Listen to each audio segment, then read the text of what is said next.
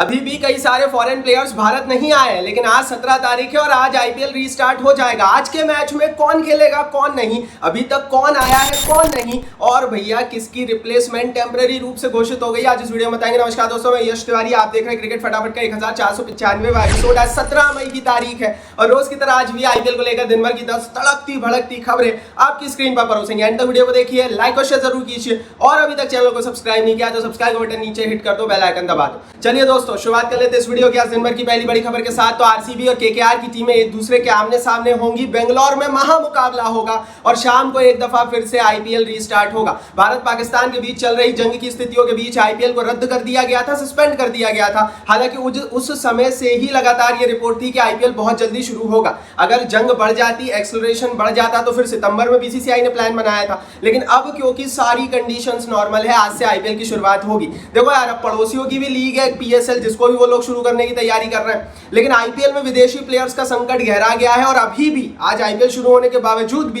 कई सारे foreign players उपलब्ध नहीं है। आगे बढ़ते हैं, दूसरी बड़ी रिपोर्ट की बात करते हैं। रॉयल चैलेंजर्स बेंगलोर की टीम के लिए अच्छी और बुरी दोनों तरीके की रिपोर्ट है। आज हेजलवुड नहीं खेलेंगे, हेजलवुड अभी तक भारत नहीं आए हैं। रॉयल चैलेंजर्स बेंगलोर की टीम के मैनेजमेंट ने कल कंफर्म कर दिया कि हेजलवुड आईपीएल में खेलने के लिए तैयार है, लेकिन उन्हें इंजरी हुई थी जिसके चलते लास्ट मैच में लुंगी एनगीडी खेले थे, एंड दैट्स व्हाई वो अभी रिहैब ऑस्ट्रेलिया में ही करेंगे। जब प्लेऑफ शुरू होंगे और आरसीबी की टीम प्लेऑफ में जाएगी तब हेजलवुड की अवेलेबिलिटी हो जाएगी। दरअसल दोस्तों, हेजलवुड ने पहले पूरा आईपीएल खेलने से मना कर दिया था, लेकिन बाद में हेजलवुड ने फैसला लिया कि वो प्लेऑफ में आएंगे। इसके दो तीन बड़े रीजंस और है। हेजलवुड आने वाले 10 दिनों तक ये देखना चाहते हैं कि भारत में स्थिति क्या है, क्योंकि 17 से लेकर लगभग 28 तारीख तक अभी लीग स्टेज के मैचेस चलने हैं और 29 तारीख से प्लेऑफ है। ऐसी स्थिति में इन 10 दिनों में और उनको आइडिया लग जाएगा कि कहीं आईपीएल फिर से बंद होता है या नहीं। दैट्स व्हाई भैया हेजलवुड ने ये फैसला लिया है। तो आज के मैच में हेजलवुड उपलब्ध नहीं रहेंगे, लेकिन भैया तीसरी बड़ी रिपोर्ट यह है कि केकेआर के कौन से खिलाड़ी उपलब्ध रहेंगे आज के मैच में। इंडियन प्लेयर्स तो जितने पहले खेल रहे थे सारे उपलब्ध रहने वाले हैं, उन पर कोई डाउट नहीं है,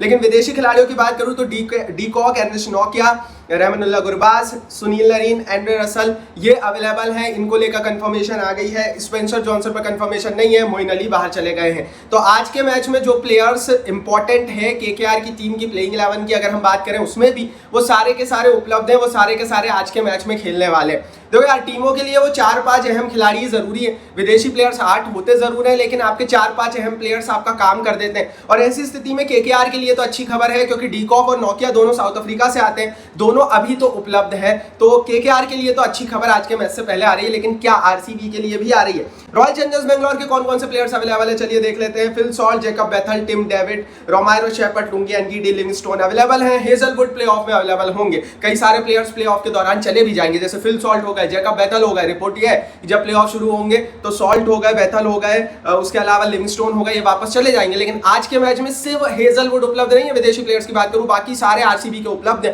रोमायरो शेपर्ड, लुंगी एनगीडी अच्छा कर रहा है। रोमायरो शेपर्ड ने तो लास्ट मैच में अच्छा किया था और आरसीबी के मोस्टली काम कर दिए थे। इंडियन प्लेयर्स भी अच्छा कर रहे हैं आरसीबी के।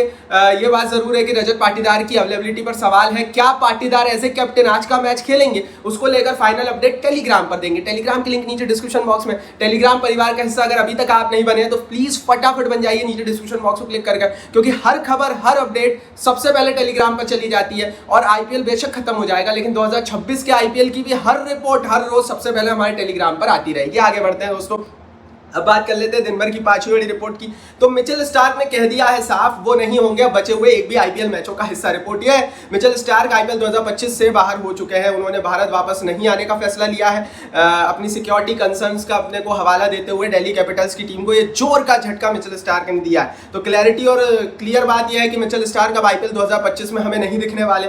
ये चीज मैं पहले ही आपसे बोल चुका था कि मिचेल स्टार्क एक ऐसा बंदा है, जब बिक जाता था ना 10-10 करोड़ 12-12 करोड़ में, तब भी आईपीएल खेलने नहीं आता था वो बंदा। तो आज की स्थिति में तो युद्ध जैसे हालात उसको दिख रहे हैं। बेशक आज हम सबको पता है कि अब वो कंडीशन नहीं बची भारत और पाकिस्तान के बीच में जो चल रही थी आज से शायद 5-7 दिन पहले, लेकिन हाँ, मिचेल स्टार्क डरे हुए हैं। और मिचेल जॉनसन जो एक जमाने में खेला करते थे, उन्होंने भी ऑस्ट्रेलियन प्लेयर्स को यही कहा है कि मत जाओ भारत और पाकिस्तान में किसी भी लीग में राइट नाउ खेलने के लिए। और ऐसा लग रहा है मिचेल स्टार्क ने उन्हीं की बातें सुनी है। तो मिचेल स्टार्क नहीं आ रहे हैं, दिल्ली को जोर का झटका मिला है। अभी तक टेम्पररी रिप्लेसमेंट की घोषणा दिल्ली की टीम ने उनकी नहीं की है। आगे बढ़ते हैं, 6वीं बड़ी रिपोर्ट की बात कर लेते हैं। तो ये खबर गुजरात टाइटंस की टीम के हवाले से निकल कर आ रही है। गुजरात टाइटंस की टीम को लेकर बटलर के हवाले से अच्छी खबर नहीं है। बटलर अभी उपलब्ध होंगे लेकिन प्लेऑफ में नहीं रहेंगे। तो बटलर को लेकर अभी तो गुजरात टाइटंस को उनकी सर्विसेज मिल जाएगी, लेकिन प्लेऑफ में वो एक भी मैच नहीं खेलेंगे। और गुजरात टाइटंस को प्लेऑफ में जाना है, जिस तरह तरह का पॉइंट टेबल में उनकी कंडीशन। ऐसी स्थिति में गुजरात फंस गई है। हालांकि गुजरात ने उनकी टेम्परेरी रिप्लेसमेंट की घोषणा कर दी है।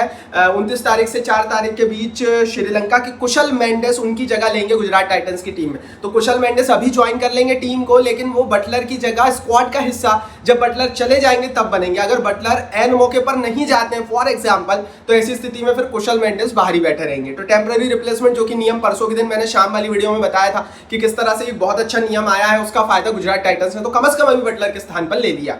आगे बढ़ते हैं साथ ही बड़ी रिपोर्ट की दोस्तों यहाँ से बात करते हैं। तो पंजाब किंग्स की टीम के भी कई प्लेयर्स उपलब्ध है, कई प्लेयर्स उपलब्ध नहीं है। तो बहुत सारे प्लेयर्स ऐसे हैं जो कि पंजाब को जोर का झटका दिए हुए हैं, लेकिन पंजाब किंग्स ने एक रिप्लेसमेंट की घोषणा कर दी है। लॉकी फर्ग्यूसन जो कि चोट के चलते युद्ध से पहले ही बाहर हो गए थे, उनकी रिप्लेसमेंट के रूप में काइल जेमिसन को 2 करोड़ रुपए में पंजाब की टीम ने साइन किया है। ये भी न्यूजीलैंड से आते हैं, इनका भी थोड़ा तेज गेंदबाजी वाला ही एंगल है, ये थोड़ा बहुत बल्ला भी चला लेते हैं। तो पंजाब को अगर 4 गेंदों में बल्ला चलाने वाले किसी गेंदबाज की जरूरत है तो वो जेमिसन थोड़ा बहुत काम कर सकते हैं। बेसिकली तो ये बॉलर ही है और पहले ये आरसीबी खेला करते थे, बीच में लंबे समय हो गया है, अब आईपीएल में ये दिखे नहीं है, इंटरनेशनल क्रिकेट में भी उस तरह से नहीं दिखे, लेकिन अब उसकी एंट्री, अब इनकी वापसी पंजाब की टीम ने कराई है एज ए रिप्लेसमेंट। आगे बढ़ते हैं 8वीं बड़ी रिपोर्ट की बात करते हैं। तो मुंबई इंडियंस की टीम ने भी 2 रिप्लेसमेंट साइन कर दी है। विल जैक्स और रिकल्टन की रिप्लेसमेंट घोषित हो चुकी है। ये दोनों ही खिलाड़ी अभी तो आईपीएल खेलने आ गए हैं, लेकिन जिस तरह से बटलर वापस जाने वाले हैं, ये दोनों भी वापस जाने वाले हैं। और ऐसी स्थिति में मुंबई इंडियंस ने तैयारी कर ली है इनकी रिप्लेसमेंट की। जॉनी बेस्ट्रो और ग्लीसन, इन दोनों को बुला लिया गया है।